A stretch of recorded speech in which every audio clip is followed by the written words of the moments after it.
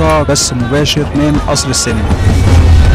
الشاعر سعد عبد الرحمن. أحيي كل المشاركين في البرنامج وكل من ساهم في نجاحه. كلميني عن الأكلات في الطريقة المهدية. في المهدية بالنسبة للأكل أعتمد على التعاون. من يكتب تاريخ ثورة 25 يناير ليس المؤرخ، وإنما من شاركوا في صنع الحدث.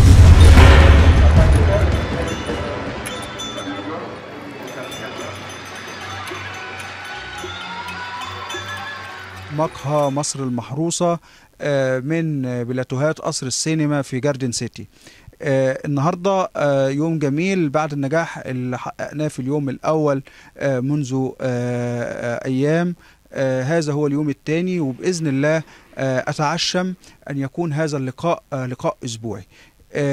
النهاردة هبدأ هذا المقهى بنجم كبير في عالم الصحافة وفي عالم الكتابة الفنية، وقبل ذلك وبعده كاتب سيناريست أخذ على عاتقه تقديم فن السيناريو بشكل جيد وبشكل محترم يليق باسمه الذي نحته في عالم الصحافة. هذا من جهة، ولم يقتصر هذا الجهد على الكتابة الفردية أو على المجهود الفردي، ولكن تقدم بمشروع ضخم في جريدة الجمهورية لإنشاء ورش لتعليم الشباب الجديد في كتابة السيناريو.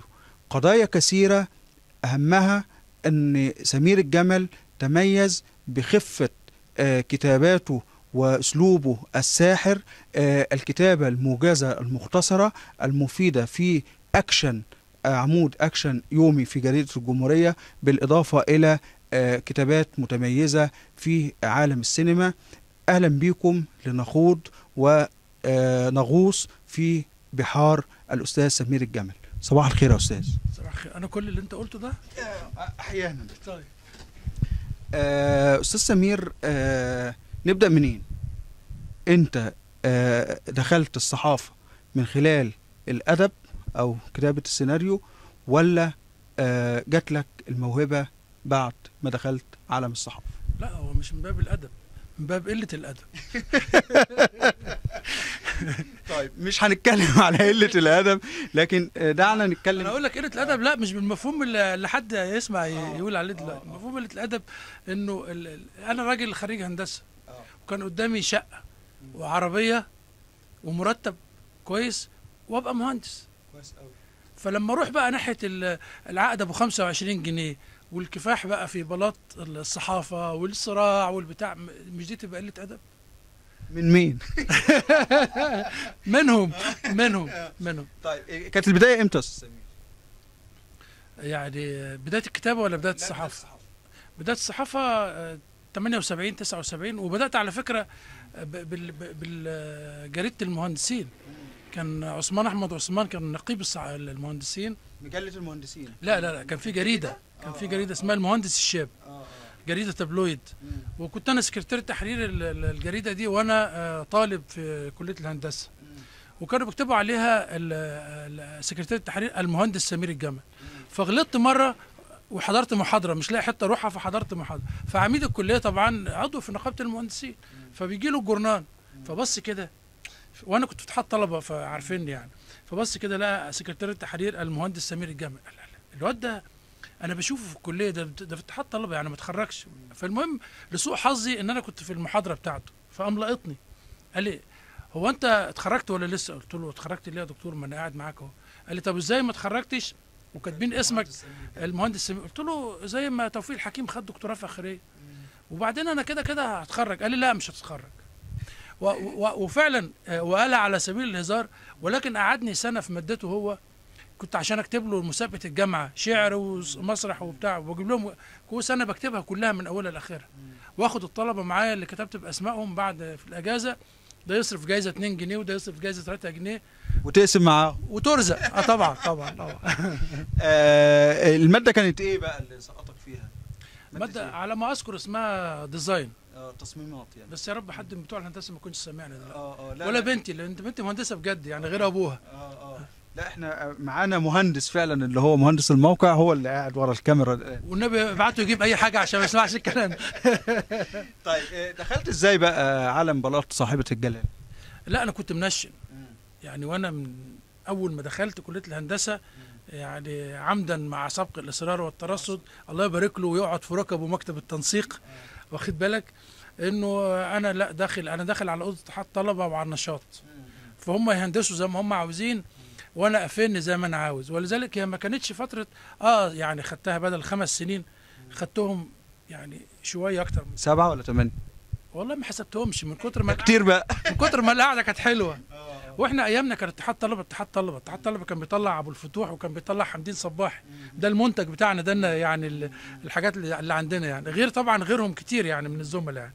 فانا كنت عارف ان انا مش هشتغل في الحكايه دي، لكن الحقيقه في اخر سنه في الهندسه انا حسيت ان انا بدرس علم له علاقه بكل حاجه. ولذلك انا فيما بعد عملت كتاب اسمه السيناريو والسيناريست، او السيناريست مهندس وارتست. ازاي هو بيعتمد على الهندسه في البناء والبتاع، وارتست بيعتمد على الفن في الكتابه، وخلطت بين الهندسه والكتابه السيناريو بالذات، لانها ليها معمار وليها ديزاين وليها شكل. الماده اللي سقطني فيها الحاج فتحي الشريف. طيب ما التقيتش بيه بعديها بعد ما بقيت في الصحافه؟ لا يعني كان لو غلطت مره ورحت ناحيه الكليه او في احتفال ولا حاجه، فيقول لي والله يا اخي انا كنت يعني كنت يائس منكم، شله الصيع دول كانوا بيسمونا كده في الكليه، يعني نطلع منهم حد. ولكن يبدو ان في نوع من الصياعه الايجابيه، انك انت تبقى عارف انت رايح تعمل ايه ورايح فين، فيعني بينظر طيب استاذ سمير، كيف دخلت؟ بدايتك في الجمهوريه ولا كان في حته ثانيه؟ لا بدايتي في المسا. كويس. المسا كان في صفحه ثقافيه رائعه، فتح الجمل، الاستاذ عبد الفتاح الجمل الله يرحمه، وهو ده ابو الادب في مصر. ما فيش اديب من الكبار، وحيد حامد، اسامه نور عكاشه، كرم، كل دول لما عدوا على. وكنت انا كان في صاله كبيره في المسا، صاله التحرير، في المسا انت عشتها في المبنى القديم. هي دي كانت جامعه كل ادباء مصر، والصفحه دي كانت يوميا، ففيها القصه والشعر والفن التشكيلي وكل الامور دي كلها. وكان عبد الفتاح الجمل انا كنت يعني لسه كتكوت كده صغير، فما قابله يقولوا لي انت قريب عبد الفتاح الجمل؟ اقول لهم هو اللي بيدعي ان هو قريبي. وبعدين قابلني في مره قال لي تعالى يا ابن الكلب انت. قلت له يا ريس. قال لي انت في كل حته تقول انا قريب عبد الفتاح الجمل. قلت له ده انت في كل حته بتقول انا قريب سمير الجمل. قال لي ياك تجيب سيرتي بعد كده. بس طبعا هو بيهزر، هو قيمه كبيره واب عظيم كل هذا الجيل. وعلى فكره جنى على نفسه في سبيل انه ياخد بايدنا. لذلك كنت لسه بقول لك واحنا بنهزر قبل اللقاء، انه في ناس ربنا عامل لهم زي المفاتيح، يفتحوا ابواب عشان غيرهم يخش اكتر منهم. فلكن هي كده الدنيا. طيب بدأت من المسا، دخلت قسم ايه بقى؟ المسا كان في اختيارين، يا اما ابقى سكرتير تحرير من الاول زي حضرتك كده واخد بالك، واما ان انا اروح اشتغل مندوب بقى في حاجه. فانا طبعا لان انا برضو منشن، هم لقطوني من جريده المهندس. وحمد النحاس الله يرحمه كان ناقد رياضي كبير جدا وصحفي كمان يعني، لان هذا الرجل علمنا ايه الفرق بين الصحافه ومجرد انك انت تخش فاهم ان انت تكتب عمود وخلصنا على كده. لا، ده اللي علمني الصحافه بقى، لكن الكتابه دي محدش بيعلمها لحد. فالحقيقه هو لقط بيحسوا، وده كانت قيمه الناس الكبار دول، عندهم يعني حس، وانت احتكيت بكتير منهم. واحنا كان عندنا يعني كوكبه رهيبه في الجمهوريه يعني، ازاي يلتقط منك حاجه. فراح قال لي انت تعالى ما تيجي تمسك سكرتير تحرير، وهتقعد لا تروح حته ولا تروح بتاع، وممكن تكتب زي ما انت عاوز، وهيبقى جنبك القسم الادبي تكتب زي ما انت عاوز. وفتح لي الابواب كلها. وبعدين كانوا بياخدوا مكافاه 5 جنيه، فقال لي هديك 15 جنيه. طبعا كنا كان مبلغ نعيل بليا اول ما يخش ياخد 15 جنيه، طبعا ده رقم كبير، رقم نادي الجندي دلوقتي. فالمهم يعني لقينا الاتفاق ده، ان انا اقعد اوضب الامور، اخد الموضوعات اعيد صياغتها واكتب عناوين واعمل. فبرضه انا متمرد وهو حاسس بده. فقال لي طب بقول لك ايه، انا هلاقي لك حاجه تبسطك وتبسطني. قلت له قال لي تعمل لي مذكرات عبد الكريم صقر، اللي هو بيسمى ساحر الكره المصريه. ده اول لاعب في التاريخ، عشان يمكن الاجيال الجديده ما تعرفش، وخصوصا اللي بيحبوا الكوره كمان. ده اول لاعب في التاريخ كان يقدم عرض بين الشوطين، يعني هو بيلعب في ماتش، اللعيبه تروح تريح، هو يطلع يعمل استعراض، اللي هو كان بياخد الكوره يحطها على دماغه وينزل بيها ويشرب قهوه والكوره ما تقعش. يلعب الصبح في الشارع، ويلعب بعد الظهر في النادي الاهلي، وبالليل يعملوا له اضواء ويلعب كوره شراب في العباسيه. وبعدين طبعا قال لي تروح تعمل مذكراته، فرحت العباسيه على اساس ان انا هقعد ساعتين 3 وارجع. قعدت 6 شهور، لدرجه قلت لعبد الكريم صقر شوف لي اوضه مفروشه اقعد، لان انا فعلا هذا الرجل. نرجع برضو للمفاتيح تاني، اداني مفاتيح تاريخ مصر كله، لانه اولا خاله طلعت حرب كويس، وبعدين حكى لي بقى تاريخ خضر التوني لما راحوا دوره اولمبياد سنه 36 وازاي التقى بهتلر، وعرض على خضر التوني الذي لا يقرأ ولا يكتب انه يعمل له ضاحيه باسمه في المانيا، ورفض خضر التوني، انا ما اعرفش حاجه غير مصر. رجع خضر التوني واخد بطوله العالم، والعالم كله يتحدث عنه، يلاقي نفسه مرفوض في الوظيفه الغلبانه اللي كان بياكل منها عيش. وتشاء الظروف ان انا اسكن حاليا في الشارع جنب البيت اللي كان ساكن فيه خضر التوني. ومن باب الدراما، خضر التوني بعد ما ربنا كرمه بقرشين، ما كانش فيه زمان احتراف ولا بتاع، بنى بيت صغير كده وقعد فيه، وهو بيركب لمبه الكهرباء مات. بطل العالم في رفع الاثقال. فاصل ونعود بعد لحكايه اخرى من حكايات الاستاذ سمير الجمل. شكرا.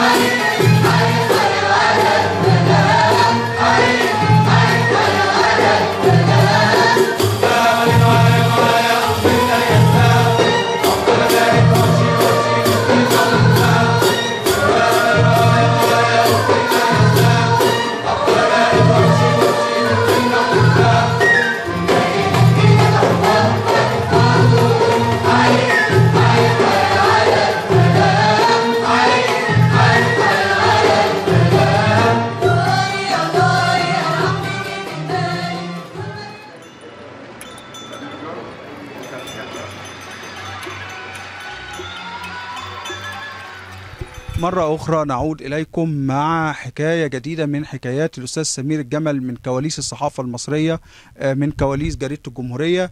أستاذ سمير، من خضر التوني، مين برضو الشخصيات اللي بدأت تحفر في بدايات طريقك في عالم الصحافة؟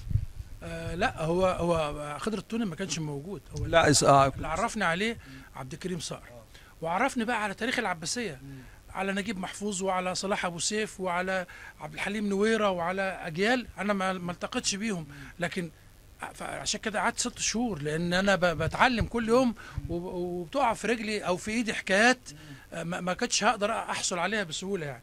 فاللي حصل انه بعد كده من خلال القصص دي كمان انا جالي برضو كنز تاني اسمه الكابتن لطيف، اشهر معلق في العالم العربي في العالم. وعلى فكره الناس ما تعرفش انه اول طالب يحصل على بكالوريوس تربيه رياضيه في العالم العربي، اول واحد لبس ترين الجسوت في العالم العربي. وبعدين ده كنز بقى كمان، انه كان صديق لملوك ورؤساء وشخصيات عالميه كانوا بيحبوه جدا الكابتن لطيف، وده اللي عمل شعبيه لكره القدم في التلفزيون وفي الاذاعه يعني. الراجل ده الكابتن لطيف اتريني وانا بقى بسمع حكايته، برضه عملت ده مذكراته 17 اسبوع، عبد الكريم صقر عملت له 17، وكان ده لون جديد في الصحافه، انك انت تعمل ادبيات رياضيه.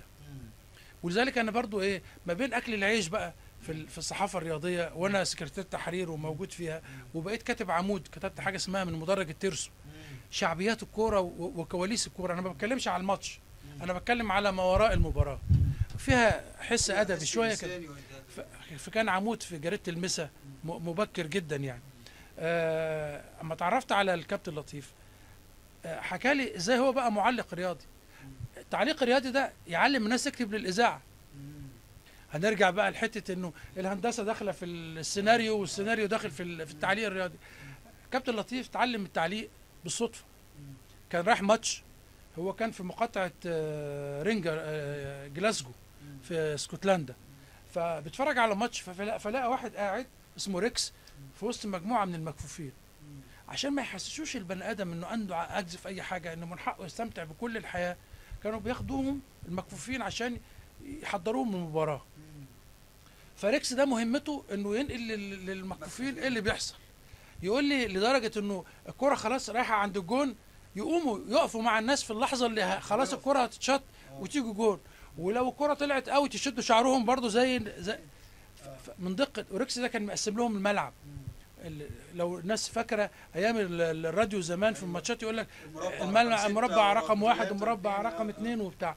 فهو ده اللي اتعلم منه ازاي يوصف الماتش بدقه، لدرجه ان هم الناس يبقوا وده شغل الراديو، ودي الدراما في الراديو على فكره. متعه الدراما الاذاعيه انك انت بتخلي الودن تشوف والعين تسمع. ف ده من حكايات. وطبعا الكابتن لطيف ده ظرف، انا عملت له شريط كاسيت كوميدي مباراه ما حصلتش، عملنا تخيلنا فريقين كده وهو بيعلق عليهم، ومن خلال التعليق بيحكي بقى تاريخ مصر كله وفلان وعلان بطريقته في الحكي يعني. احنا عاوزين طبعا نسخه من الشريط ده. يا ريت لو حد لقاه يجيب لي نسخه ولا ايه اختفى خالص. ده ما اتطبعش يعني؟ لا طبع بس ما كانش معمول له دعايه كافيه، والراجل اللي كان عامله كان راجل عربي وعمل الشريط ده وما تعرفش راح فين بعد كده يعني. كان سنه 82. طيب يعني من حضرتك داخل زي ما بتتكلم على ادبيات النقد الرياضي او ادبيات الكتابه للرياضه. ما انا حته الاذاعه بقى، انا بعد كده في الاذاعه عملت ما يسمى بالدراما الرياضيه، وده من سنه 34 من اول ما انشات الاذاعه لغايه دلوقتي ما حدش عمل السكه دي غير انا. اللي هي بقى كان مسلسل اسمه الكباتن، عملت حوالي 500 حلقه ما بين سباعيات وخماسيات على ابطال الرياضه في العالم العربي وفي مصر وفي العالم. عملت مارادونا، عملت بيليه، عملت محمد علي كلاي في شكل دراما اذاعيه. فقلت طب بدل ما اعمل دراما زي غيري وانافس غيري، لا انا اعمل دراما تبقى مكتوبه باسمي في تاريخ الاذاعه. وده اللي حصل، لانه ما حدش عمل الدراما الرياضيه في وقت انشاء اذاعه الشباب والرياضه. جميل قوي. انت كده دخلت سبت الهندسه، رحت لعالم الصحافه، وانا كنت ماسك فيها من الاول وعالم الكتابه وبعدين دخلت من الصحافه على الدراما الاذاعيه. ايه بقى حكايه الدراما التلفزيونيه؟ الدراما التلفزيونيه جت مرحله بعد كده، وانا بدات السينما قبل التلفزيون. يعني سنه 92 انا عملت كريستال شريهان اخراج عادل عوض وصلاح قبيل ومدبولي. وفي نفس السنه انا عملت مع الاستاذ اشرف فهمي فيلمين. عملت لصوص 5 نجوم، كان انتاج التلفزيون بس فيلم سينمائي واتعرض في السينما ديانا، عن الحراميه الكبار. ما كناش نعرف انهم هيبقوا كبار قوي للدرجات دي يعني، لدرجه توصل لغايه رئيس الجمهوريه يعني. الخيال اقل من الواقع. والله. لكن طبعا احنا بنتكلم سنه وعلى فكره ده انتاج الحكومه. وحصل مشكله كبيره جدا بسبب عنوان الفيلم وبسبب نهايته. يعني نهايته حرامي بيسرق البلد ويسرق البنك ويركب الطياره، وحرامي بينزل من طياره تانية ويخش على مدخل المطار اللي هو ادخلوها بسلام امين. طبعا الرقابه رفضت رفضا قاطعا، قالت لك انت بتستخدم القران، فشلت الحته دي. لكن عدلت في النهايه بما يتفق مع ده. زي ما الناس بتشوفها في الفيلم صلاح ذو الفقار، وده كان اخر افلام صلاح ذو الفقار. ودلال عبد العزيز اول فيلم حقيقي لدلال عبد العزيز، كانت بتعمل كده نحت في افلام مقاولات قبل كده. وبعدين عملت معاه ضرب الجزاء. بس هنا كان حرامي بيسلم حرامي يعني دلاله لا كان الفيلم بقى مش قضيه الحرامي. لا اولا على المشهد الاخير. مشهد الحرامي احنا اللي كنا بنسلم له البلد. احنا اللي كنا بنجيبه. نمره 2 اخطر ما في الفيلم اللي هو الرساله اللي جوه الفيلم، انه المستشار القانوني للبنك هو اللي بيساعد الحرامي. فاذا وقع القانون في حته باظت الدنيا. وده اللي احنا عايشينه دلوقتي. فساد بالقانون، السرقه بالقانون. هو ده. وده كررته تاني المشهد ده وفي شكل كوميدي في فيلم ضرب الجزاء. كان الحكم قاضي في نفس الوقت اللي هو محمود قبيل وفيفي عبده وكمال الشناوي. من خلال الكوره، زي الكوره بتصنع شخصيات عامه من الهوا، منفوخه هوا زي الكوره بالظبط، ويبقوا شخصيات ويعملوا ويبقوا موجودين في مجلس الشعب ويحكمونا ويتحكموا فينا. برضو فكره القانون، اذا القانون سقط حتى في ملعب الكوره باظت الدنيا كلها. وده اللي حصل. استاذ سمير، حكايه يتنفخوا هوا في ظاهره البرامج الرياضيه اللي بيعملها نجوم كوره، لكن ما لهمش علاقه بالاعلام وعملوا مشاكل كتيره جدا. ظاهره تقديم البرامج الرياضيه لنجوم رياضه. ما هو انت بص، لما تدي واحد مساحه هوا وهو نفسه هوا، هتبقى النتيجه هوايين يعني. هيعمل اصلا انا ماسكه الميكروفون او انا قاعد بتكلم مع حد، لازم ابقى انا محضر ذهني، انا هطلع اقول ايه. حتى لو هقول نكته بقولها ليه؟ ما هو النكته من غير سبب قله ادب، واخد بالك؟ فانا لو بقول الكلام ده النهارده، انت بتدي مساحه لمعلق الكوره 90 دقيقه. احيانا رئيس الجمهوريه ما بيتكلمش 90 دقيقه، فبتدي له المساحه دي، فبيقعد يهلفط بقى، فبتكون النتيجه انه تلاقي حتى في التعليق، حتى على الماتش وهو قدامه حاجه يكلمك كلام عبيط، يقول لك ودي رجل اللاعب زي ما احنا شايفينها، ودي ودن اللاعب. طب يا عم انا الصوره جايبه لي، انت مالك عشان تقول لي الكلام ده؟ وادي الجمهور، وادي طول النهار بقى يقول لك وبعدين احنا فاكرين انه الترسانه يوه، تقوم تكسر التلفزيون ولو نزلت يعني تقدر تشيل اللعيبه وتطلعهم بره الملعب. بيصيدوا عليك متعه حتى بريئه في الكوره. نمره 2، الكوره برضو ثقافه. يعني انت لما بكلمك على لطيف بكلمك على علم، وبكلمك على تجربه ميدانيه. راجل بقى الاداره والعلم لدرجه انه كانوا بيستشيروه بره على مستوى الدولي. فانت بتتكلم على انه حد قعدته 3-4 ساعات يحلل وينظر، فبقى يهلفط في اي حاجه زي ما الناس كتير بتهلفط. واذا ده حسبناه على انه استوديو تحليل رياضي، لكن اهو واخد له يعني لحسه كده سياسه. ما هم بتوع السياسه كمان بيهلفطوا اكتر من بتوع الكوره. يعني احنا واعيين بين هلفطه رجال السياسه وهلفطه رجال الرياضه. بالظبط.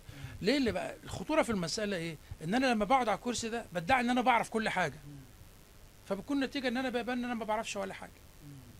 ودي كارثه، ان انا بعرف في الحته دي ولكن يسري بيعرف في الحته دي، فزي ما بتكلم بسمع يسري عشان استفيد منه، والا تبقى المساله في البزراميط اللي احنا عايشينه ده.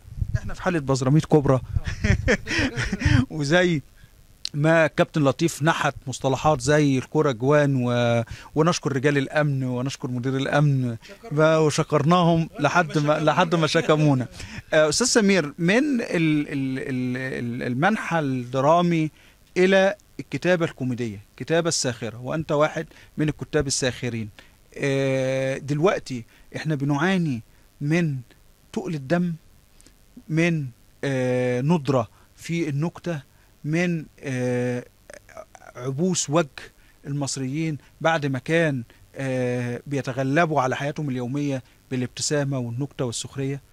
في مشكلة ان في بعض الزملاء اللي بيكتبوا تقلهم لما يكتب كلام عامي يبقى كده بيكتب كلام ساخر. ودي كده ماسورة فتحت الايام اللي فاتت. هو ما فيش مانع ان ناس كتير تكتب، احنا شعب اصلا هي دي صنعته وهي دي بضاعته وهي دي ميزته وهو ده عيبه. فلكن ان كل واحد يكتب كلمتين بالعاميه وتعالي ياما غطيني وصوتي ومش عارف ايه ويعتقد ان دي سخريه، لا، هو بيسخر من نفسه مش بيسخر من الناس. فدي واحده. مش كل ما حد قال كلمتين هزار بقى ساخر. ده انت عشان تبقى كاتب ساخر اولا دي ملكه مش بتاعت حد. يعني مره مذيعه من اللي بيصبغوا شعرهم بالاكسجين وبتاع وحاجات كده قالت لي ازاي بقيت كاتب ساخر يا استاذ سمير؟ فبصراحه انا وانا قاعد وكان على الهوا برضه يعني احترت هقول لها ايه؟ قلت لها مره بالليل ابويا غلط وجاب لنا سمك ايام ما كان السمك رخيص، فالسمك شربني ميه كتير، فصحيت الصبح ببص في المرايه لقيت نفسي دم خفيف. فطبعا الكلام ده ما يعني انت السخريه نوع من الفلسفه، ان انت خلاص قدرت تستوعب الحاله اللي قدامك دي بالشكل ده، فانت بتيجي تديلها من زاويه تانية فبتوري الناس المساله الله هي كده. لازم تبقى عارف كل حاجة بالطريقة الاعتيادية الحقيقية بتاعتها، وبعدين توزنها بمقياسك الخاص اللي هو في اللمسة دي. مش لازم الكتابة الساخرة تبقى كلها كتابة بالعامية، ومش لازم كلها تبقى نكت وبتاع كلام فاضي. انا مش شقلباز يعني. احيانا كلمة تعمل مقال ساخر، وده اللي بيخلي الناس يعني مشيت استسهلت الحكاية دي، قالت لك او نستخبى ورا الكلام العامية ونخش في السكة. نمرة 2 بقى حصل حاجة أخرى الناس مش منتبهة ليها غير الكتاب الساخرين اللي يعني اللي حقيقيين شوية يعني. اللي هي إيه؟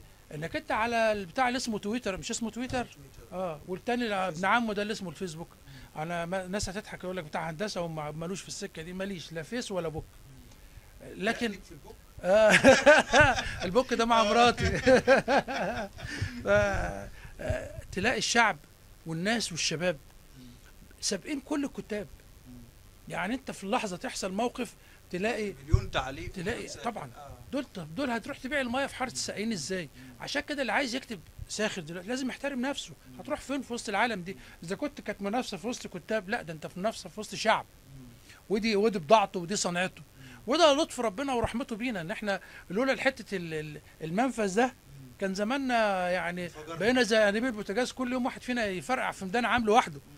لا وهي الميزه هنا حضرتك، كان زمان قبل شبكات التواصل الاجتماعي الفيسبوك وتويتر وكده، كان الكاتب الساخر بيكتب في الجورنال او بيكتب في مجله والقارئ يقرا.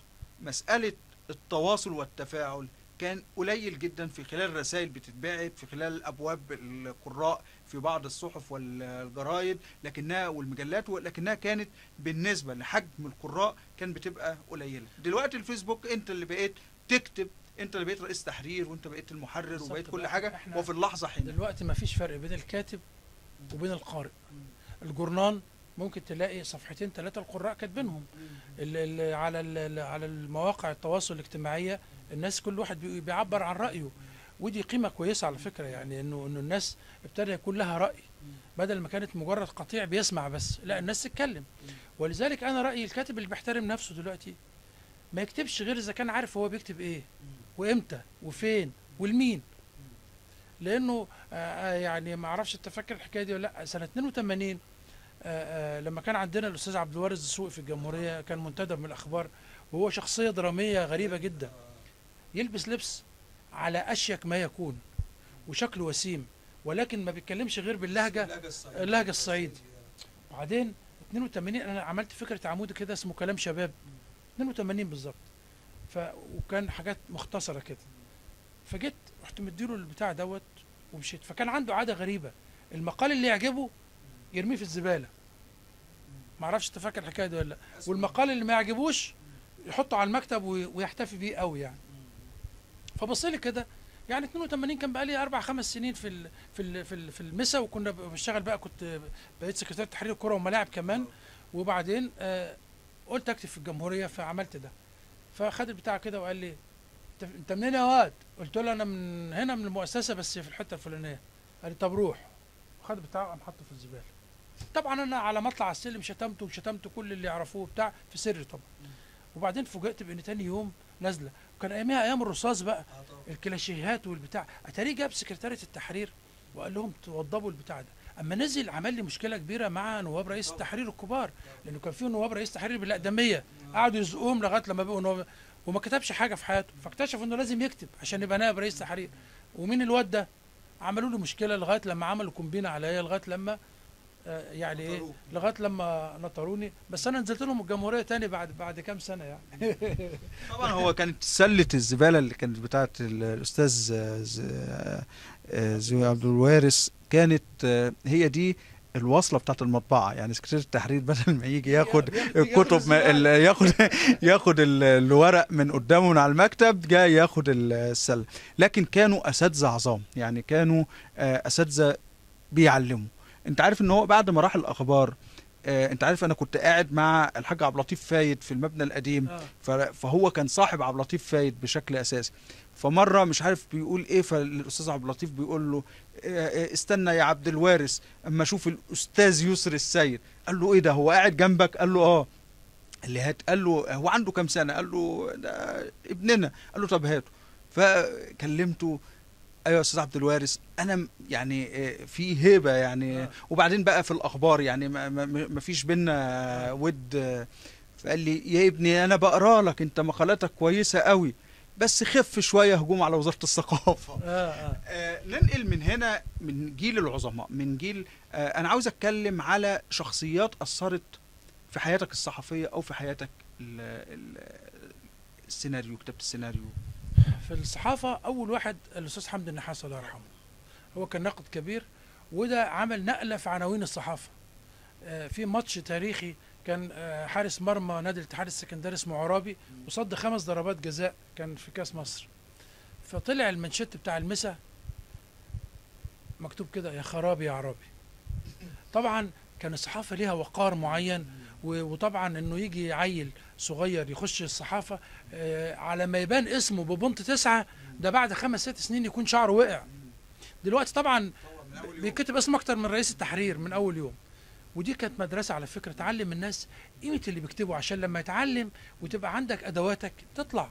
لكن النهارده انت خلاص وصلت لكل حاجه في اول يوم، طب عايز ايه يعني؟ فلما كتب المانشيت ده في ناس انقسمت البلد نصين بقى، خصوصا الصحفيين، ايه الاستهتار وايه الاستخفاف ده، وناس تانية قالت لك الله ده صدمه. وحصل ان المسا في اليوم ده اتباعت 5 6 طبعات. كانت المسا بيعمل 3 4000 نسخه بياخدوهم الادباء اللي هم اللي انا كنت بحكي لك عليهم من شويه، او ماتش كوره الناس تقراه، او حادثه انه حد طاير دماغ حد يعني فينزلوا يبيعوا الجورنال، اقرا الحادثه اقرا الحادثه. وبقت مدرسه الحمد النحاس. طبعا ما بين المانشيت بتاع يا خرابي يا عرابي لما انا اشتغلت معاه كان فات يجي 3 4 سنين. فهو برضه بذكائه قال لك الواد ده عنده شويه فن وشويه ادب وبتاع، طب ما اخد منه حاجه. فجربني بقى في الحكايه دي، فلقاني انا اضفت بقى بالفن من خلال الافلام السينما ومن خلال الادبيات للحكايه دي. فكان يقعد بقى يستفزني يقول لي يلا بقى نعمل منشتات، اعمل له يجي 10 يقول لي لا وحشين. وكان يغريني بان سندوتشات الطبع الدمياطي ولب وزداني وبتاع، ونقعد نشرب شايات وبتاع. كنا بنشرب يجي 100 شاي في اليوم على حسابه هو طبعا. واخد بالك؟ وبعدين في مره كان في الاهلي والزمالك بيلعبوا فريق اسمه نوتنجهام فورست انجليزي، فكل ما اديله منشت من الساعه 8 لغايه الساعه 3 بالليل عشان يعني يقول لي لا وحش زي وشك، واكون غاسل وشي في اليوم ده لا وحش. وبعدين في الاخر بقى الساعه 2 بالليل ولا حاجه خد اول منشت. قلت له لا، قلت له انا هقول لك منشت ومستحيل يا ريس ان انت تقول لي لا. قال لي لو صح هديك ربع جنيه.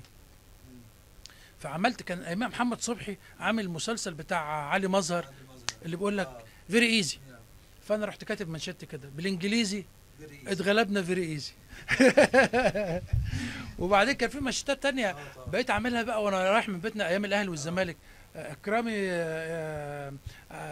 زكريا من النص قال لي اكرامي قال المأمور بص، وزكريا قال لي المأمور عينك ما تشوف الا النور.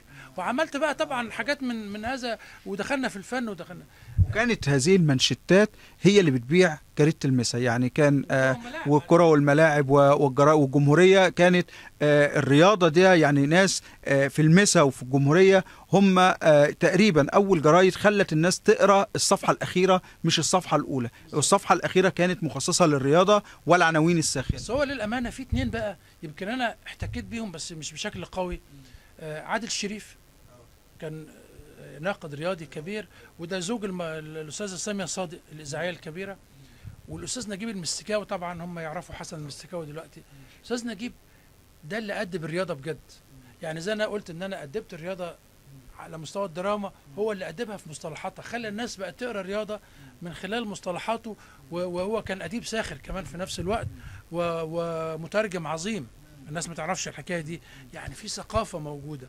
نجيب المستكاوي عمل ادبيات في الكتابه بمصطلحاته بقى، الدراويش والعتاوله والعناتيل والمش عارف ايه، فحط اللون ده. عادل الشريف برنس كان بينقل ماتشات التنس، يعني خلى التنس دي لعبه شعبيه، ومصطلحاته كان بيسافر على طول ينقل ماتشات التنس، فبرضه ده استفدت منه حاجه. لكن انا بقى جمعت الخلطه ما بين ده وما بين ده وما بين ده الى الدراما اللي عملتها في الاذاعه، وبعدين عملتها في التلفزيون. عملت مسلسل تلفزيوني اسمه الغالب والمغلوب، كان وائل نور وتيسير فهمي وفايزة كمال واحمد راتب. وبعدين عملت في السينما زي ما بقول لك ضربة جزاء، يعني ما حرمتش نفسي. لكن طبعا تجربة الرياضة في المسا وفي المجبر عليها خلتني دورت على اشكال او اخترعت اشكال ادبية يعني جديدة. فاذا قلت الاستاذ اللي علمني الصحافة كصحافة بقى يبقى حمدي النحاس، كان يقول لك الخبر يبدأ من هنا، العنوان يبقى ينفع كذا، الصحافة كذا، الخبر ازاي كتب ازاي. دي صنعة لوحدها، لانه في كاتب كويس ما يبقاش صحفي كويس، وفي صحفي كويس ما يبقاش كاتب، وفي واحد لا قدر الله يبقى الاثنين يعني. ولا قدر الله ما يبقاش الاثنين ويبقى برضه كاتب ممكن. الأستاذ سمير، حضرتك من الدراما ومن الكتابة الساخرة إلى التنقيب في تراث السينما المصرية. وأنت ليك العديد من المقالات في التنقيب عن وكواليس وإزالة الغبار والتراب عن ذاكرة السينما المصرية. ما تيجي نغوص شوية في بعض أسرار هذا العالم أبيض وأسود؟ حلو. هو ابيض واسود فعلا اللي انا بعمله. كان عندنا ملحق في الجمهوريه اسمه استوديو.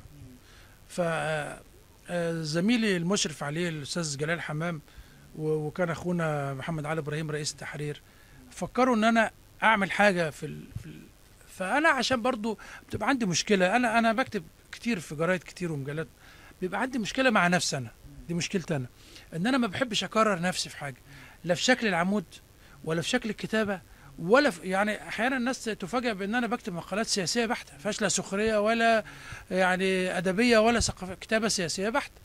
ومقالات تلاقيها ادبيه فنيه زي اللي بتكتب في القاهره، ومقالات سياسيه فيها خلطه كده زي بتاعت الكشري كده وعليها دقه زي بتتكتب في الجمهوريه اكشن، فقره اعلانيه.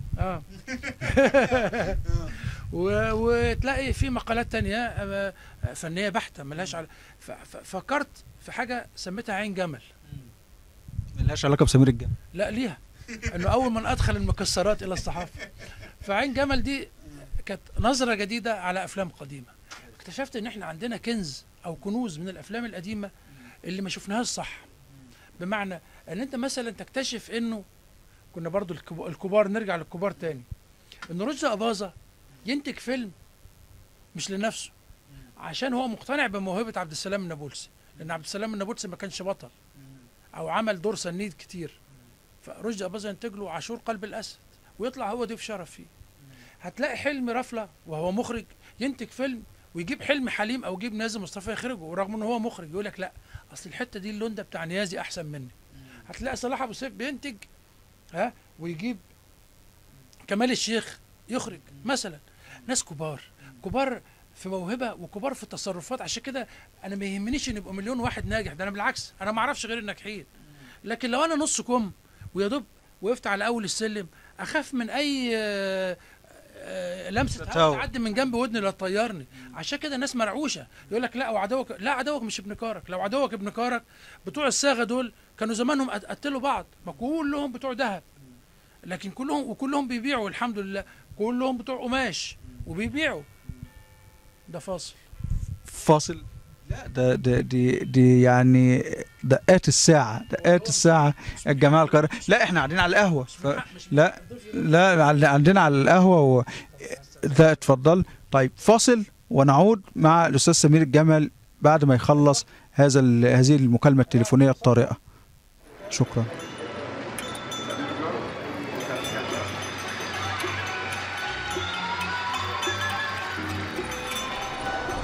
عمر ما طال غير الله لما الدنيا بتزيد خلاص سلم لي حرام خلاص سلم لي حرام عم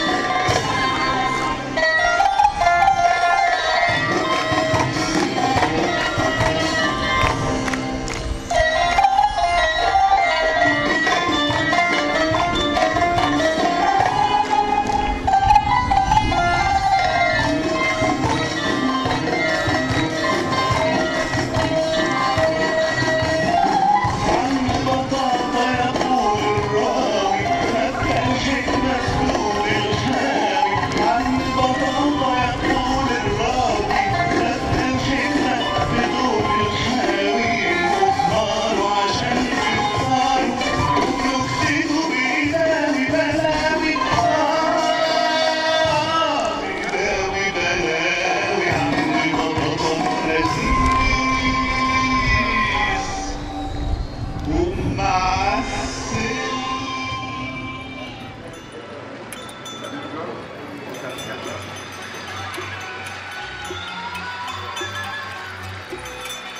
مرة أخرى نعود معكم على مقهى مصر المحروسة بعد أن أنهى ضيفنا وصديقنا الأستاذ سمير الجمل مكالمة هاتفية مهمة جدا تم على أساسها استيراد شحنة من السيراميك.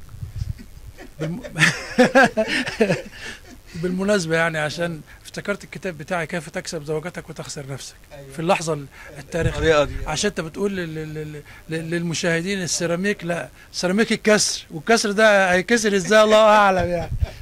طب بالمناسبة بقى كيف تكسب زوجتك وتخسر الآخرين؟ لا انا ما قلتش الآخرين، تخسر نفسك، تخسر الآخرين. يا نهار اسود. طب يعني لا بالعكس، انت لما تخسر الآخرين احسن ما تخسر نفسك يعني دي أبشع يعني. طب ايه ازاي بقى؟ تفاصيل هذا الكتاب هو سؤال كيف تكسب زوجتك وتخسر نفسك، والإجابة ان انت لا هتلحق تعمل كده ولا هتلحق تعمل كده، لانك هتكون الست خلصت على كل حاجة يعني.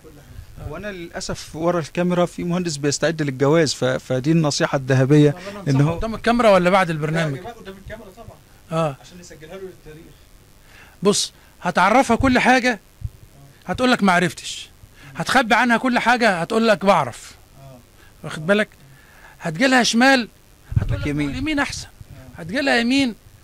فانت خليك مستسلم وطري ولين وسهل التشكيل زي اغلب المواطنين المصريين. يحطونا حزب وطني يبقى احنا حزب وطني، يحطونا ليبراليه يبقى احنا ليبراليه، يحطونا اخوان نركب دقون ونتكل على الله ونمشي. بس الزمن ده خلص، واخد بالك؟ واهم حاجه النصيحه اللي بجد ان انت مش قضيت تحب مراتك، اصل حب مراتك ده الحب مبني على الاغاني، والاغاني كلها كذب. كويس؟ لكن عايز تنجح بجد، وانا بقول لك كأب خليك صاحب مراتك، وبما اننا قاعدين على القهوه حول البيت لقهوه. لما تقعد معاها وتتفرج على ماتش، وحتى لو هي ما بتحبش الكوره نقلها حاجه، على شوف الستايل بتاع اللعيبه، شوف الازياء بتاعت اللعيبه، شوف المتفرجات الستات قاعده برضو في حاجه تهمها شوف اللعيبه بياخدوا كام. ها؟ لما تقول لها بياخدوا كام وهي بتشوف انت بتاخد كام هتبقى كارثه. هتقول لك انزل العب، مش انا تاني يوم. فالمشترك ده هو ده اللي بيخلي الحياه تنجح، الصداقه. اما الحب فالحب ده وهم كبير الناس بتجري وراه، لانه انا ممكن احب اصحابي، اشمعنى يعني الحب يبقى لمراتي؟ اما الحب بتاع الاغاني ده انه رمشها وخدودها وقفاها، فكل ده بالتجميل بيعمل كل حاجه دلوقتي. انت بتلاقي الواحده طالعه شعرها اصفر، تطلع اخر النهار بقى شعرها اسود، الصبح عينيها خضراء. ودينا شفنا بقى يعني نادية الجندي في مسلسل من المسلسلات كانت شعرها اصفر وعينيها زرقاء، حصل لها حادثه بقى شعرها اسود وعينيها سوداء اجمل من الاول. لكن يعني دي دراما بقى. طيب النكته عن الزوجه والحما تغيرت؟ انا ما عملتش عن الحما كتير، لكن عملت عن الزوجه وكنت بدفع ثمن ده طبعا اكيد. البطولات اللي كنت بعملها في كتب انا عملت كيف تكسب زوجتك وتخسر نفسك، حبيبي يا مقصوف الرقبه، المتزوج ويعول،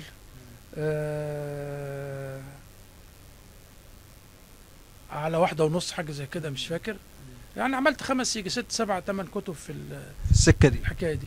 كنت دايما اقول لمراتي مش انا ده اكل عيش، ولما جيها اديها فلوس المقالات كانت تسكت. طبعا الثمن جه. واقول لها مش انت يعني، ده حاجه يعني افتراضيه يعني. بيقبلوا؟ بيقبلوا؟ لا هي كانت بتزعل الاول وفي البرامج وبتاع وكلام، وكانت تقول لي اقعد وانت فارد ظهرك، زي ما انا افتكرت دلوقتي، اقعد فارد ظهرك وما تضحكش كتير عشان المذيع ما ياخدش عليك. عشان ما ياخدش عليك. ولو مذيعه تبقى كارثه. مره والله حصلت انه كنت في سوريا وخلصوا البرنامج، فانت عارف ساعات ياخدوا رياكشنات، فالمخرج بيقول لي باللغه الشاميه بقى يا اخي جرب على المذيعه ومش عارف وبص لها. قلت له بص لها فين؟ انت عايز تبوظ الوحده بين مصر وسوريا؟ بص لها فين يا عم؟ انت عايز تقطع يجي الاستوديو ده طربق في دماغكم، ما بصش لحد، هي تبص له وخلاص وخد الرياكشن. خايف من مراته حتى في سوريا. حتى في سوريا طبعا، ما هي عندها شبكه اتصالات في كل الدول العربيه. على فكره اللي بيحصل في سوريا ده نتيجه ان هو عمل الرياكشن. لا انا جبت لها كل السوريين، عندي اصحابي في البيت كانوا اصحابنا كلهم على المستوى العائلي، جمال سليمان وفراس وغيرهم يعني، اصحاب يعني. وهم على فكره يعني لا جمال. بلد شديدة الثقة والصلة بمصر، يعني وجه جميل من أوجه مصر البعد الشامي ده. تاريخ جميل وربنا يعني وانا صايم النهارده يفك اسرهم، يفك اسر سوريا ويرجعها سوريا الحقيقيه، لان سوريا دي البعد الثقافي والقومي بتاع مصر وبتاع العالم العربي كله الحقيقه. يعني هو المثلث مصر سوريا العراق، هم ده المثلث الثقافي الحقيقي. اذا كان لنا كلمه في الحته دي، هي القضيه مش اسقاط بشار، القضيه اسقاط بلد احتضن المقاومه واحتضن البعد القومي العربي، والهدف كمان مش ضرب سوريا فقط، ضرب التحالف السوري الإيراني، وضرب التحالف السوري مع حزب الله، وضرب البعد القومي لسوريا اللي محتضنه حماس. فيعني فيها ضربه ثلاثيه. يعني اذا كان الجانب السياسي ممكن نتفق لكن بعض طبعا الشيء، لكن النظام هناك احنا نظام ضد النظام طبعا، وضد ان احنا يعني ندمر الناس بهذا الشكل. طبعا ما حدش يقبل هذا الكلام. وبعدين هذه الابعاد السياسيه يستطيع ان يعملها بشار او غيره، لكن مش ممكن اللي هيقعد يبقى يحكم على جثث شعبه يعني. لا طبعا، يعني العنف والتدمير سواء في مصر او في اي حد مكان في العالم العربي مش مطلوب. لكن احنا للاسف برضو خلي بالك كلمه الاجندات الخارجيه دي احنا نضحك على بعض ليه؟ النهارده الامريكان بيتصلوا بالاخوان في مصر، وبكره تلاقي اوباما ركب دقنه وركب زبيبه. بس الامريكان متصلين بالاخوان من الثمانينات ومن قبل كده. لان انت كمان هتيجي تقول لي طيب يعني طب بأمارة ايه؟ اقول لك لانهم عايزين يعملوا حاجز سني مقابل الحاجز الايراني الشيعي. وبعدين النهارده انا من السذاجه ان انا يبقى عدوي الدوله الاسلاميه اللي واخده بطاقه زيها اشهد ان لا اله الا الله واشهد ان محمد رسول الله، يبقى ده العدو، واسيب العدو الاسرائيلي الصهيوني اللي هو العدو الحقيقي في الموضوع. انا مش بقول لك نترمي في حضن ايران، ولا بقول لك ان ايران ما عندهاش طموحات. طب وماله لما يبقى عنده طموح؟ طب انت فين طموحك؟ انت طول الوقت يجي لك تركيا تقول لا الحق اردوغان عايز يحتل مصر. يعني ايه يا عم انت؟ يعني انت راجل قاعد كده كانك قاعد كشك مصر دي كشك السجاير، اي حد يحط ايده فيه ياخده. لا احنا بلد كبير، بلد قوي، بدليل اللي بيحصل. واحنا نرجو انه يعني اهلنا واحبابنا وناسنا في مصر كلهم ينتبهوا. اختلف مع اللي تختلف معاه وحب اللي تحبه، بس لازم عندنا دايره نولي وجهنا شطر مصر في الاخر، والا هنضيع كلنا. اللي ملوش اصل في حاجه مش هيلاقي له دايره، لازم في سنتر كده يجمعنا في الاخر. لكن مش معنى كده ان احنا فرحين بالتعدديه السياسيه ان احنا نموت بعض، وانه لا ده اخواني اصله ده متشدد ومش هيخلي فيه بوس في الافلام، وده اصله تبع حسني مبارك ماشي، ما هو باينين. لكن نخلي مساحه للتفاهم وندي اللي قدامنا فرصه. انا مش صح كل الصح عشان يبقى اللي قدامي غلط كل الغلط، لا. يعني اشتغل على المشتركات على الاقل في المرحله بالظبط. يعني انت مختلف وانت متفق، خلي في نقطه نلتقي فيها، نقطه نتنازل فيها انا وانت لاجل هدف اكبر اسمه البلد. طيب جميل. من النقطه دي انا هخش في منطقه اخرى، من منطقه الفن.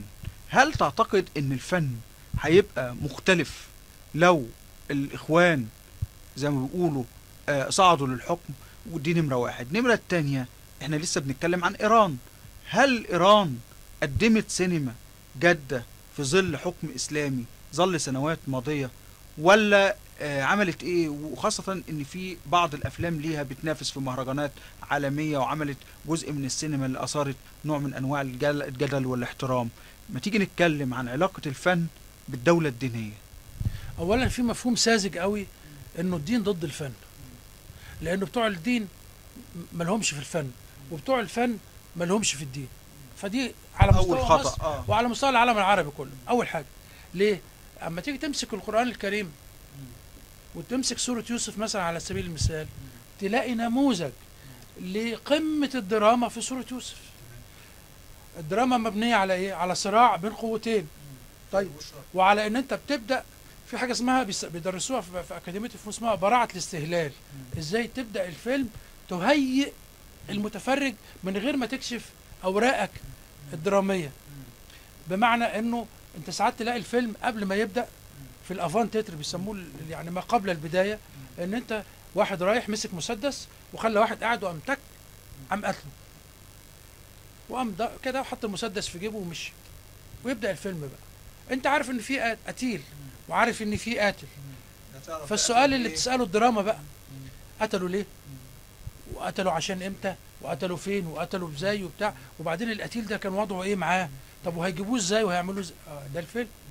طيب تعالى بقى نطبق دراما في نموذج. على فكره الدراما موجوده في القرآن في اكثر من موضع، وشيخ من شيوخ الاخوان الاكابر سيد قطب عنده كتاب من اجمل ما يمكن اسمه التصوير الفني في القرآن.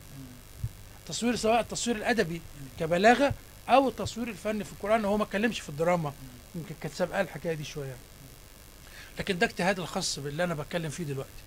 هتلاقي في سوره يوسف الايه رقم 3: يا ابت ان رايت 11 كوكبا والشمس والقمر لي ساجدين.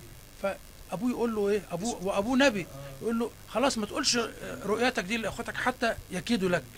يعني هو الاب عارف ان اخواته متربصين له. اولا اجتماعيا، وده في الدراما، ان الولد ده يتيم لانه امه توفت وهو صغير، هو واخوه الثاني بنيامين، فابوه حاسس يعني انه لازم يراعي الصغيرين اكتر. فده البعد الاجتماعي اللي في الموضوع. البعد الاخر انه شاف له رؤيه، ورؤيه الانبياء كلها صدق، فقال له لو قلت لهم هيكيدوا لك، وهم اصلا يعني حاسين ان انا بدللك او اتعب. فده البعد الاجتماعي اللي موجود في الموضوع.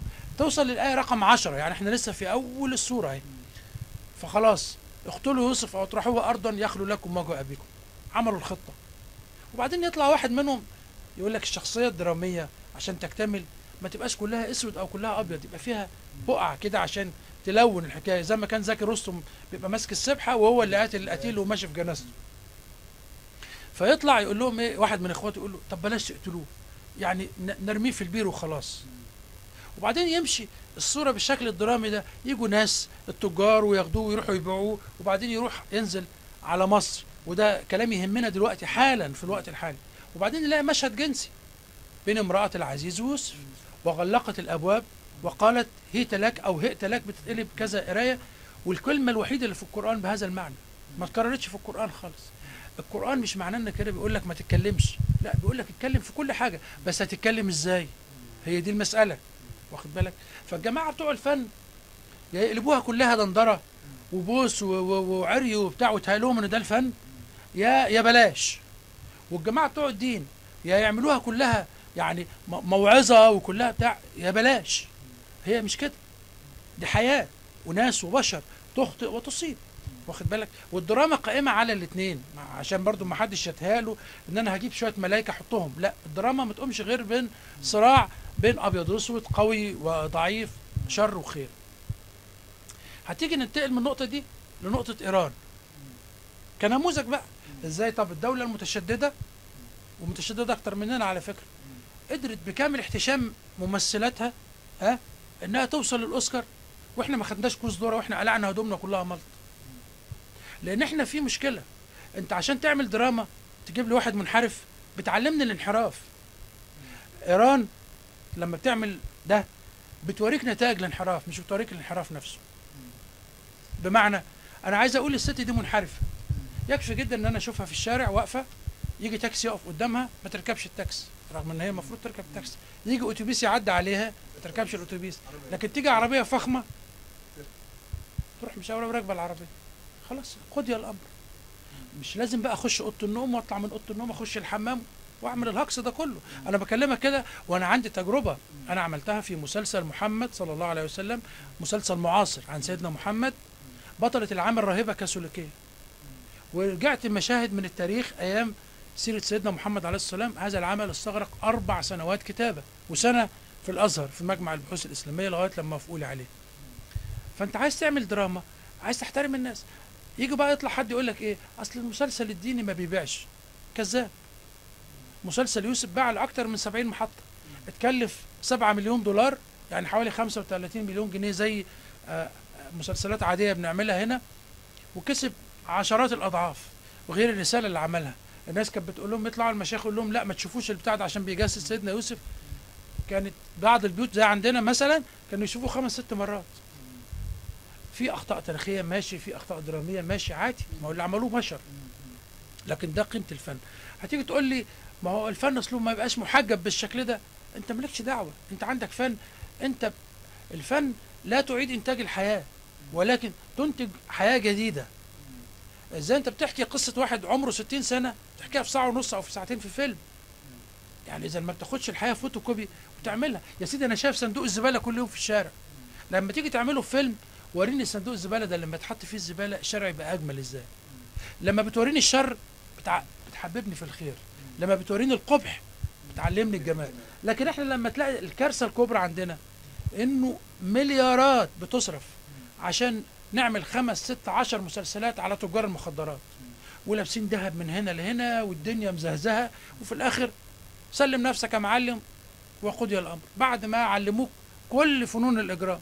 وبعدين يطلع واحد من كبار تجار الحشيش يقول لحفيده انت بتشرب وقد بتشم بودره؟ حد الله ما بيننا وبين البودره.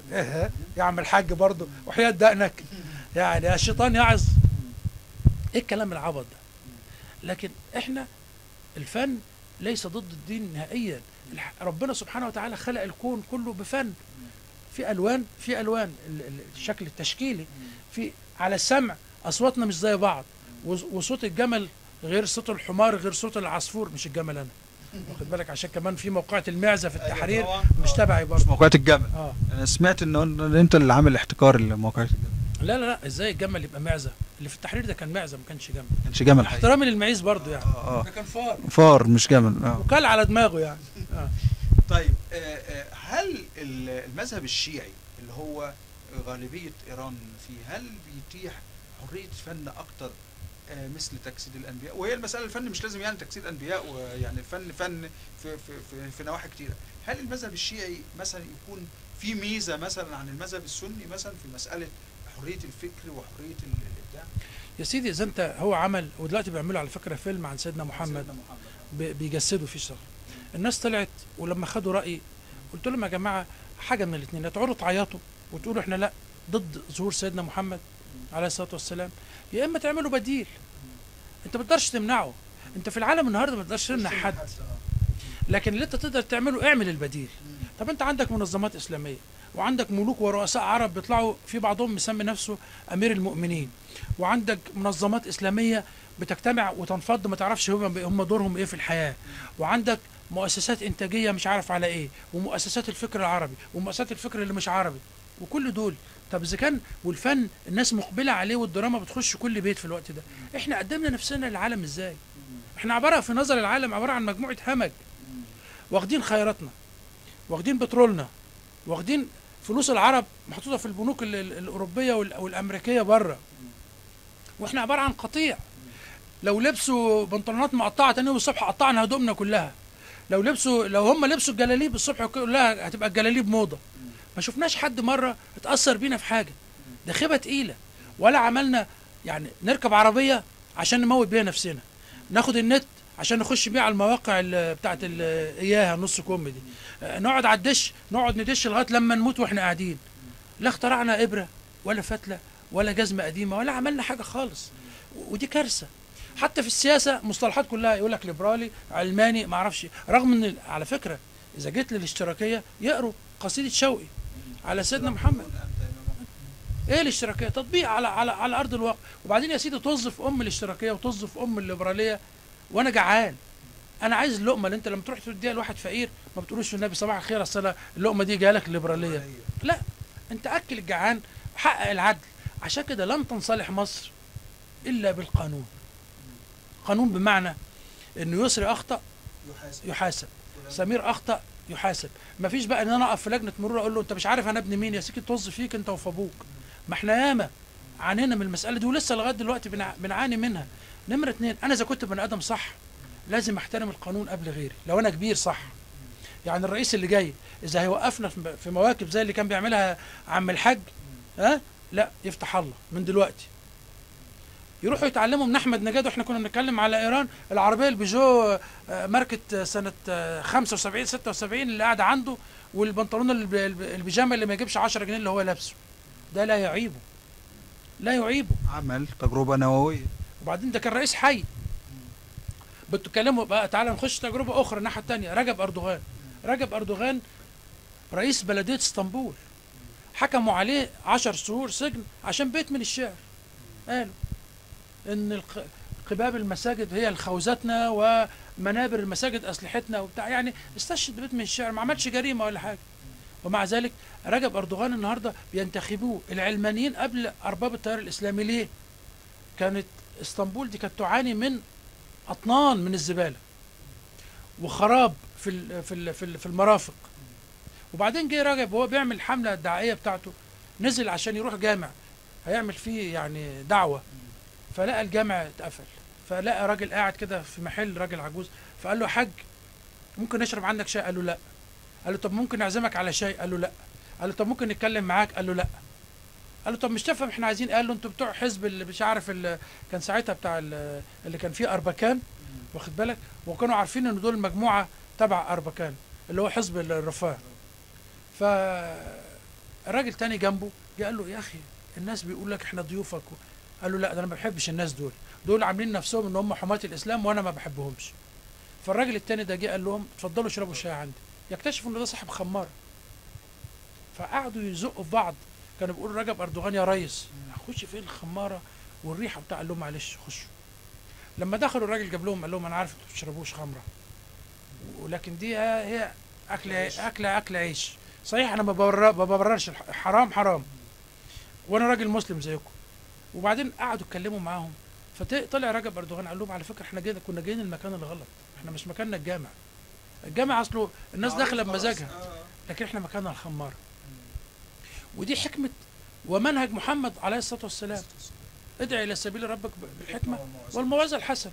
انا مش احسن منك في حاجه، انا ما اعرفش انت بتعمل ايه وانا بعمل ايه، ربنا اللي حاسبنا جميعا. وبعدين الشكل ان احنا ناخد بعض بالمظاهر، اصله ده دقنه مش عارف ايه، اصل ده وانا مالي ومال جلابيته، اشمعنى ما بتتريقش على اللي بتيجي لابسه مايو او لابس شورت؟ اشمعنى ومع ذلك قد اكون انا مش عاجبني الجلابيه، انا حر، البس بنطلونك وامشي. مش عاجبني المنقبه، امشي بشعرك وانت حر. اما ومعنى كده احنا كمان لا نهين الناس، انه مش معنى كده المحجبه، طب ما في محجبات قاعده على الكورنيش لا مؤاخذه يعني، وفي واحده اشرف من الدنيا كلها بشعرها. فلا نحكم على الناس بظاهر، لازم نتعلم. احنا كتير كنا ناس، واحد بس اللي كان بيتكلم وكان 85 بيسمعوا، 85 مليون. واتضح انه كانوا هو الصبح تقوم الصبح، انت عارف ناس كانوا من عندنا يقوموا الصبح قبل ما يغيروا رأيهم يقول لك الحكمه اللي مش عارف ايه اللي عمل اللي سوى. اتضح انه سرقها ونهبها وخاربها هو والحواشي اللي حواليه، واحنا كنا مجرد يعني كومبارس في المشهد بس. فاحنا عانينا من ده.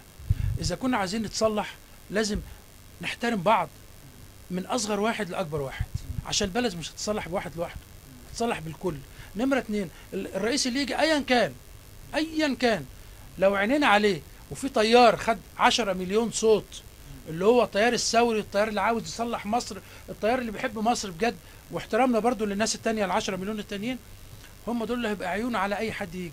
وهي دي اذا كانوا بيسموها البتاع اللي اسمها الديمقراطيه اللي في اوروبا دي، هي دي الديمقراطيه، انك تحكم وتحط نفسك في خانه المعارضه واللي مش عاجبك تقوله، ولكن من غير عنف ومن غير مولوتوف ومن غير ضحايا كل يوم، لان احنا دفعنا ثمن كتير قوي. انت شايف بكره ازاي يا استاذ؟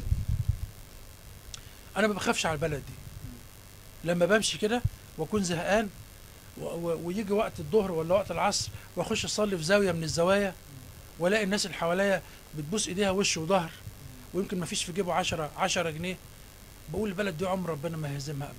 البلد دي اللي قال عليها سيدنا يوسف في السوره اللي ارجو يقروها بقراءه فنيه دراميه عشان يعرفوا نصالح الدين على الفن، واخد بالك، خزائن الارض دي، خزائن الارض دي اللي فيها بحر واخدها من الشمال فوق كده، وفيها بحر واخدها بطولها كلها، وفيها نهر واخدها من اولها لاخرها. مفيش دوله في العالم كده. وفيها الصحراء يمين والارض الزراعيه شمال. لكن احنا للاسف الفلاح بقى من التراث الشعبي بقينا نغني له. الفلاح كان فايت بيغني من جنب السور، ولا عندنا فلاحه. حتى القطن طويل التيله ما بقاش قطن، بقينا كنتالوب وفراوله، واخد بالك، بفعل فاعل برضه، فعل السرطانات ربنا يهد حيلهم، يعني اذونا ل 100 سنه قدام سرقوها، لكن هتتصلح ان شاء الله. بحور وما فيش سمك، السمك ده رفاهيه لا يقدر عليها الا يعني كبار القوم. حتى الفول ها؟ الفول بقى ربنا يديمه علينا نعمه ويجعل يومنا قبل يومه يعني. استاذ سمير، من الفن إلى الإعلام والصحافة. الإعلام في مأزق والصحافة في مأزق الآن. الكل أجمع على كراهيتها، سواء كانوا ليبراليين أو كانوا إسلاميين أو حتى فلول. المخرج إزاي؟ لا انا عايز اللي يكره يبدا يكره نفسه الاول. يعني انا لما اقعد قدامك كده وبدل ما اقول لك يسري وحش، لا اقول لك اقدر يبقى عندي الشجاعه اقول لك سمير وحش في ايه؟ 1 2 3 4. لكن كل اللي بيتكلم على غيره، ما بيتكلمش على نفسه. هو صح وغيره غلط، وده المأزق. واذا كنا احنا في الاعلام البوابه اللي بنطلع الكلمه وبنطلع الصوره للناس، واحنا اصلا اغلبنا صناع اكاذيب وكل واحد بيدور على مصلحته، افتح الله بقى. نمرة 2، انا عايز اطمنك واطمن الناس كلها انه دلوقتي انت كنت بتعمل اعلام لناس كانت هي طول الوقت بتتلقى منك. دلوقتي زي ما قلنا في وسط الكلام ان الناس كمان فاعل شريك. يعني اللي انت عايز تقوله دلوقتي رأي، بتلاقي رياكشن على طول على مواقع التواصل وعلى النت، والتعليقات في التو واللحظة. وبعدين في نفس الوقت لما يكون في البلد فيها هذا التنوع ده، يعني انا قعدت مع واحد قبل الانتخابات في اللي هي الجولة الأولى، بعمل حاجة كده عند راجل صنايع يعني، فلقيت واحد نجار بسيط كده، فحبيت انكشه. وساعدني ان انا كنت لابس جلابيه، يعني ما يعرفش ولا يعرف اسمي ولا شكلي ولا يعرف انا مين يعني. المهم فبقول له هتنتخب مين؟ فقال لي هنتخب شفيق. قلت له يا راجل ده بتاع الحزب الوطني وكان رئيس وزراء. قال لي بس انا عايز راجل يعرف يحكم البلد ويشكمها. طبعا ده مصطلح غلط، لان هو شفيق مش هينزل ينظم المرور ولا هيقف قدام باب الاقسام. هو المفروض يكون في وزير داخليه وفي مؤسسات، ما احنا عنينا من حكم الفرد، عايزين نجيب فرد تاني وليكن ده تفكيره. فقلت خلاص هو ده تفكيره، او حد قايل له كلمتين في ودنه وبتاع. وبعدين قلت له طب افرض ان انت ما انتخبتش شفيق، ايه البديل؟ فقال لي خالد علي. فكنت عايز اقوم اسقف له وبتاع، بس قلت هيقول ايه الراجل ابو جلابيه اللي هيقوم يسقف لي ده؟ لانه لما لقيته كده قلت لا، ده بيفكر بطريقه هو عاوز يلم الدور بس مش قادر يمسك الحكايه قوي. وعليا ان انا احترم تفكيره. يعني احنا برضو خلينا احنا في مأزق ما بين هنا وما بين هنا، باعتبارنا احنا التيار الثالث يعني. لكن مش في ناس راحت انتخبت شفيق، عليا ان انا احترمهم، وناس انتخبت مرسي عليا ان انا احترمهم. واذا جه مرسي وشفيق قبل الموقعه الحاسمه وكتبوا لنا تعهدات ان ده لا يطلع النظام السابق ولا يعيد انتاجه ولا له دعوه بيهم، ويبقى مجرد رئيس في وسط مؤسسات، هتصدقوا؟ يمضي. هتصدقوا؟ يمضي. الله، حسني مبارك كان بيمضي. لا حسني مبارك ما مضاش. حسني مبارك قال لك انا 6 شهور وماشي. لا قال كده ماوس. وكان في دساتير قبل كده ممضيه، دستور 71 واتغير.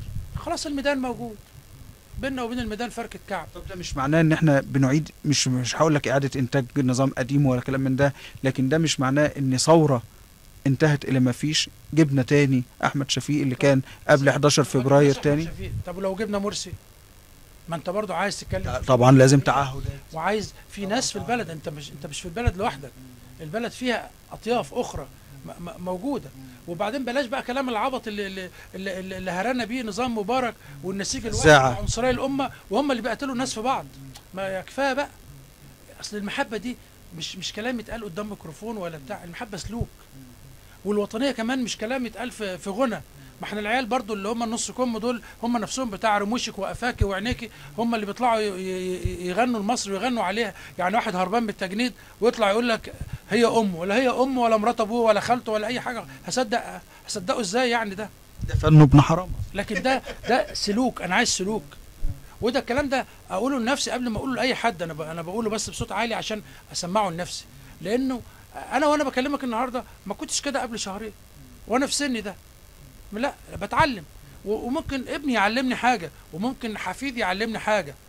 لازم اتعلم، لازم سيبنا بقى من العنطزيه انه ده الحكيم اللي ما حصلش. لا، مين اللي قال لكل واحد شعر ابيض يفهم احسن من اي شاب صغير؟ احيانا شاب عنده 25 سنه عنده حكمه شيخ عنده 70، واحيانا يبقى 70 ومراهق. واحنا اللي ضيعنا الصبغه والنيله اللي كانوا بيشيلوها فوق دماغهم دي. ما فكرتش تصبغ شعرك؟ اصبغ ضميري.